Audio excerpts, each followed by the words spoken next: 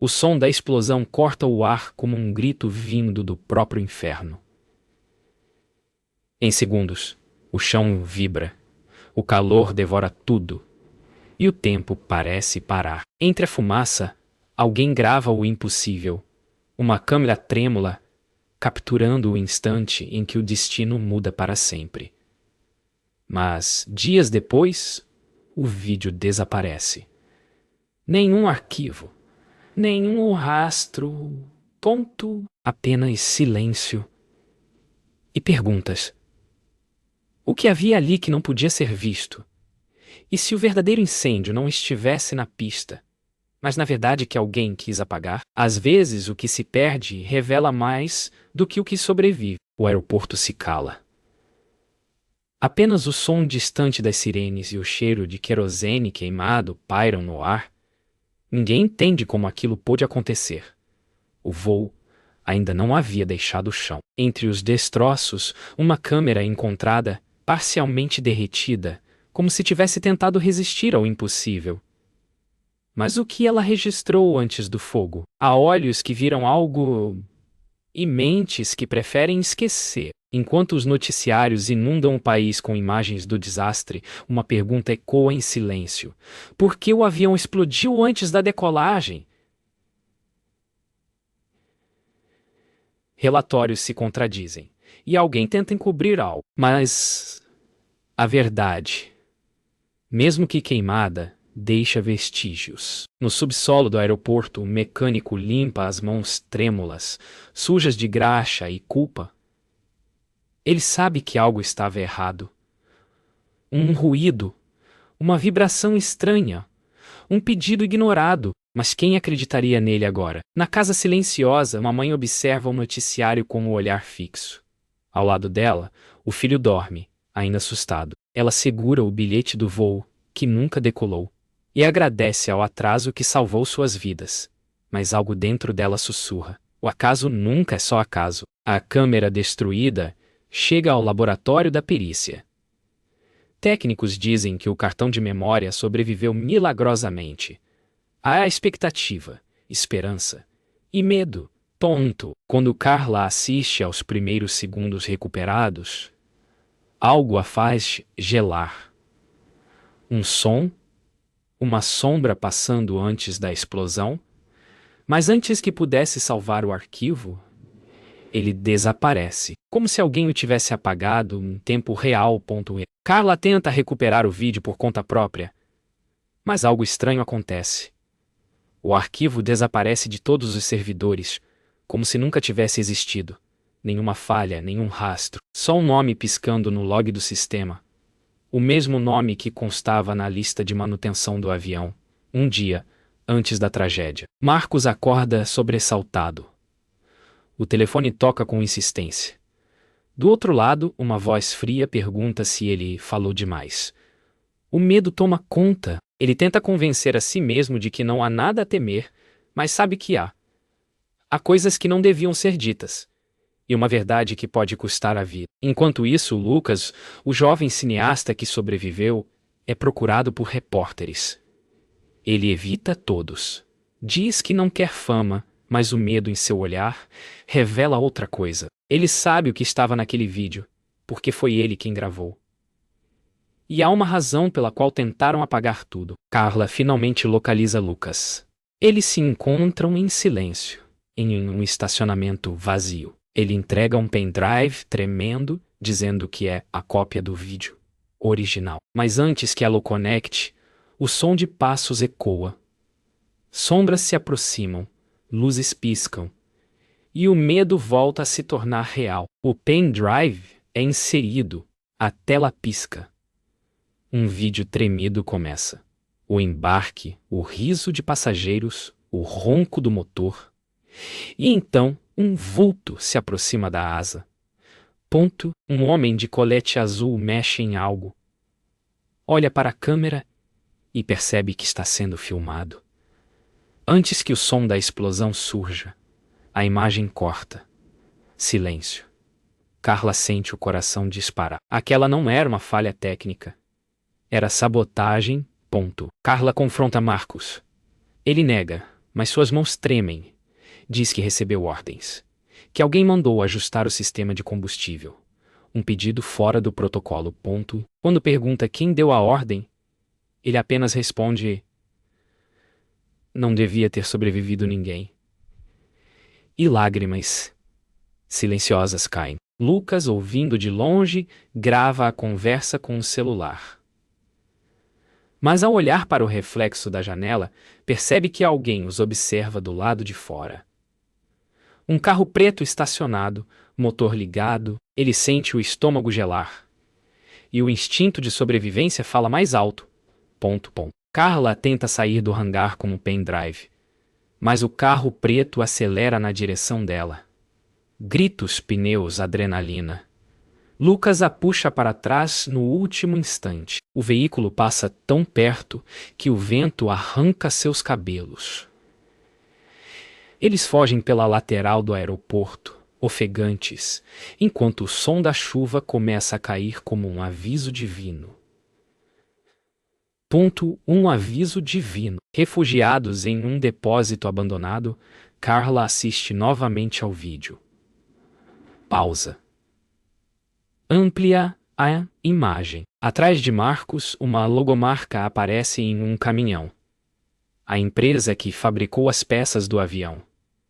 A mesma que patrocinava o voo. A verdade é muito maior do que ela imaginava. E agora, ela carrega uma prova que pode custar sua vida. O amanhecer chega frio e silencioso. Carla e Lucas estão exaustos, escondidos entre caixas e poeira. O som distante de helicópteros corta o ar. A notícia já se espalhou. O acidente não foi acidente, mas quem controla a verdade controla o medo. E agora, eles são o alvo. Marcos é levado para interrogatório. Os agentes não querem respostas, querem silêncio. Ele percebe que nunca foi o culpado, apenas o bode expiatório. E pela primeira vez, fala o que ninguém ousou dizer. O avião ia decolar com gente demais que sabia demais. Enquanto isso, Carla tenta enviar o vídeo à imprensa. Mas o upload trava em 98%. Tela preta. Conexão perdida. O medo se mistura com raiva. Ela olha para Lucas e diz: eles estão nos rastreando. E naquele instante, as luzes do galpão se apagam. Tudo se torna silêncio. Luzes vermelhas piscam do lado de fora. Passos se aproximam. Eles correm por corredores estreitos, o som do metal ecoando como batimentos cardíacos. Carla segura o pendrive com força. Lucas a segue, filmando tudo. Se forem pegos, pelo menos o mundo verá como a verdade morre. No topo de um prédio em obras, cercados, eles encaram o nascer do sol.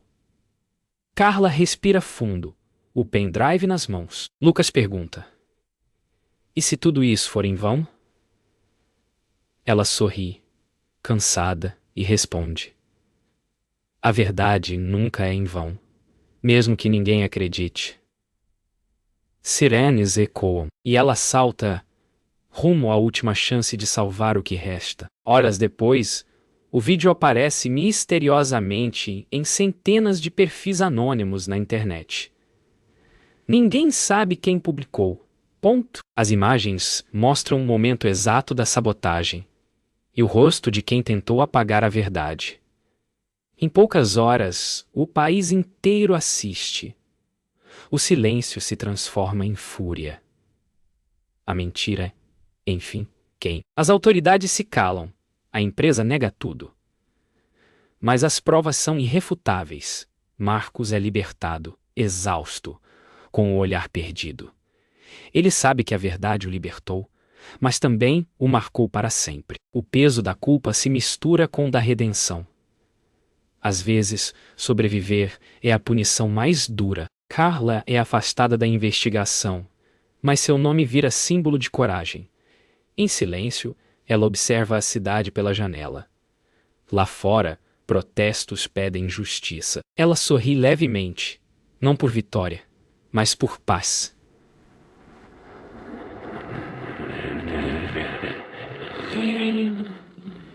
A verdade, afinal, não pertence a ninguém. Ela apenas precisa ser dita. Lucas publica seu documentário com as imagens que restaram. Não há narração, apenas sons, fogo, gritos e o silêncio depois. Milhões assistem. Ele entende que registrar a dor é também preservar a esperança. Porque às vezes a verdade não muda o mundo, mas muda quem tem coragem de contá-la. À noite, a cidade dorme. No mesmo aeroporto, agora reconstruído, aviões partem novamente, mas no olhar de quem embarca, há algo diferente. O entendimento de que a vida é frágil e a verdade, por mais dolorosa que seja, é o único voo que vale a pena. Porque o que explode não é o metal, é o medo de ver o que realmente aconteceu. O tempo passa. As manchetes desaparecem, mas as lembranças ficam. Carla vive em silêncio, longe dos holofotes. Às vezes, ainda sonha com o som da explosão. Outras vezes, com o olhar de quem confiou nela. A verdade lhe custou tudo. E, paradoxalmente, foi o que a salvou. Marcos agora trabalha consertando barcos em um estaleiro. O barulho das ferramentas o lembra do passado. Mas o cheiro do mar lhe dá um tipo novo de paz. Ele não fala sobre o acidente, mas às vezes olha para o céu, como se pedisse perdão. A verdade o libertou. Mas também o deixou vazio. Lucas viaja ao mundo mostrando seu documentário em festivais. Em cada cidade, pessoas o abraçam e choram. Ele percebe que o vídeo não era sobre tragédia. Era sobre coragem. E no olhar de cada pessoa tocada pela história, ele encontra um pedacinho de redenção. Helena volta ao aeroporto pela primeira vez desde o acidente. João corre à frente, rindo, livre do medo. Ela respira fundo e observa um avião subir. Lágrimas caem. Mas agora são de ali. A vida continuou. E o que um dia foi terror, agora é esperança. O céu, afinal, não é o inimigo. É lembrança. Às vezes as maiores histórias não terminam com aplausos. Terminam com silêncio. Com o som do vento. Com o respirar calmo de quem sobreviveu. Cada um deles carrega uma cicatriz invisível, um lembrete do que é viver à beira do fim. E no fundo, entendem que a verdade nunca destrói. Ela apenas revela quem realmente somos. O amanhecer pinta o céu com tons de ouro e rosa, e o som suave das ondas parece respirar junto com o vento. Carla caminha pela areia molhada, sentindo o frio nos pés e o calor do sol nas costas. Cada passo é uma lembrança, cada sopro do vento traz o eco distante do que foi perdido. O mundo seguiu em frente, mas dentro dela o tempo anda devagar. A verdade a libertou, mas também deixou marcas invisíveis. Às vezes, ela ainda sonha com o momento da explosão, não com o som, mas com o silêncio que veio depois, porque foi naquele silêncio que ela descobriu algo, que a coragem não nasce do heroísmo, mas da dor. E que sobreviver, no fim, é um ato de fé. Marcos agora vive à beira do mar, consertando barcos que já viram dias melhores, assim como ele.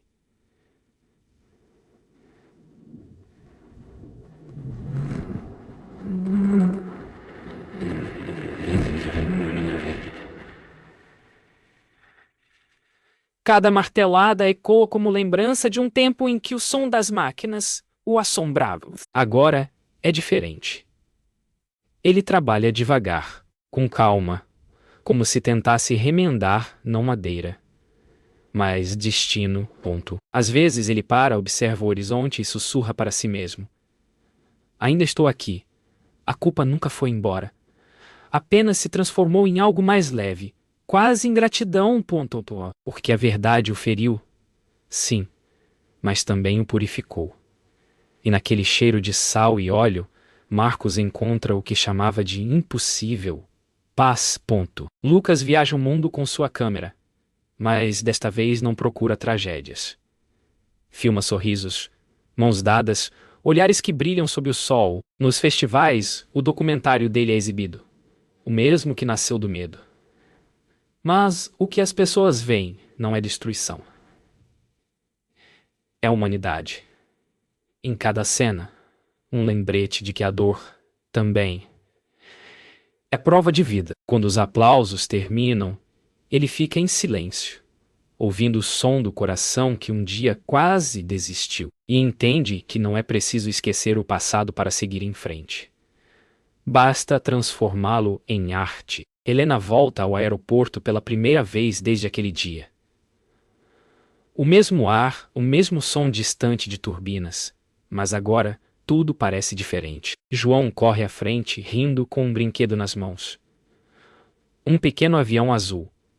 Ela o observa, e por um instante, o tempo se dobra. Lembra-se de quando o segurou nos braços, coberta de cinzas e medo. Agora vê o mesmo menino sonhar em voar. E percebe, o que um dia a feriu, hoje a faz acreditar. O céu não é ameaça, é recomeço. Ela fecha os olhos e sussurra: Vai, meu filho, o mundo é teu. E então o tempo se cala. O vento sopra e a vida segue seu curso. O avião que explodiu ficou na história. Mas o que restou foi maior que as cinzas. Foi o lembrete de que a verdade, por mais dolorosa que seja, é o que nos mantém humanos. Carla olha o mar, Marcos respira o ar do cais, Lucas filma a luz sobre o rosto das pessoas, Helena segura a mão do filho. Todos seguiram caminhos diferentes, mas algo os une: a certeza de que a dor, quando aceita, vira força, e que o fogo que um dia destruiu, agora ilumina. Porque a verdade pode queimar, mas é ela que nos ensina a enxergar.